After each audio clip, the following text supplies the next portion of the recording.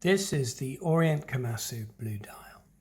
It speaks volumes for the sophistication of this watch, and indeed my own sophistication, that for the purposes of this video review, it sits atop a glass of bubbly.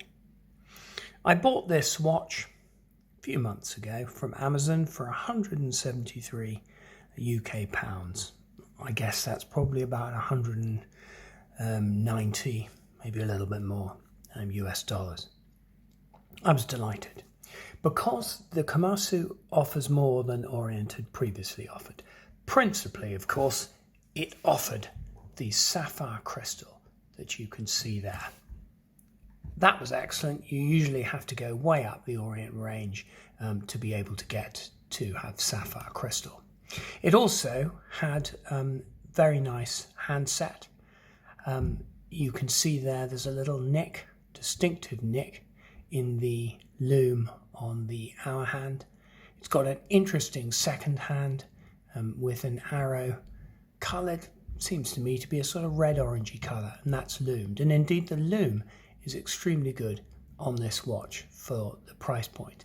Not perhaps as good as some of the Chinese watches at the same level, but it's pretty good nonetheless. It's got a day-date complication that you can see, and the dial is a blue sunburst. You see it as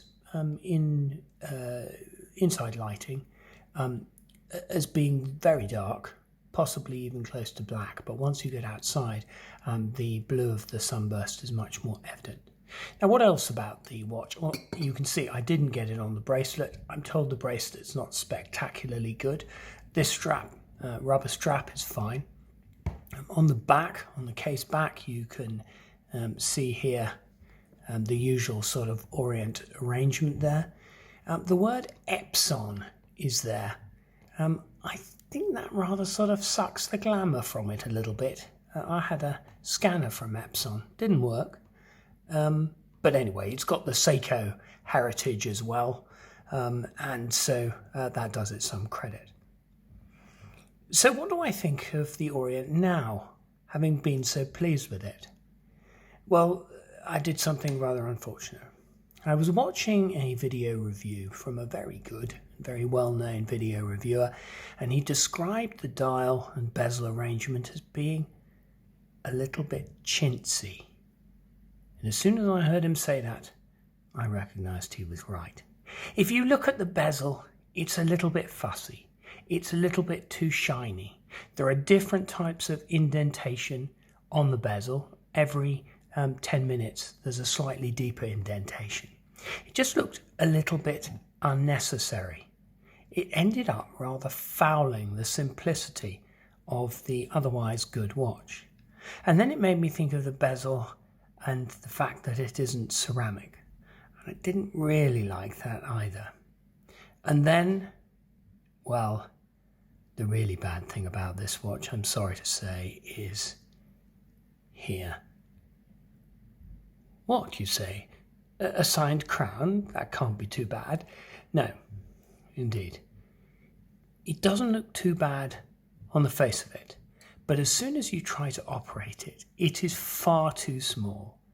I mean, you can operate it. It's fine.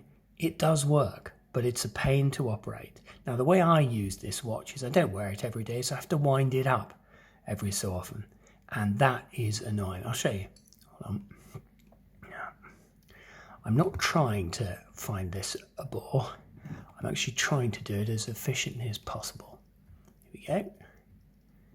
Out it comes. Now, I don't have to do anything with it. Now, the winding mechanism's fine, but trying to get it back in is, well, it's just I'm going to leave it out. It's a pain. So, well done, Orient. A great watch. It's not an expensive watch. It's got some really nice features, but why have such a tiny, fiddly, irritating crown? And why make the bezel so, I can't bear to look at it, chintzy? There we are. Well, I was pleased to have this on top of the glass of bubbly, and I might return it there at great risk of it falling in. But I can say this. All is not as it might first appear with the Orient Kamasu. Indeed, what I thought was a champagne moment proved not to be. And the glass, well, that's not champagne either. I'm afraid it's simply sparkling wine. Thanks for watching.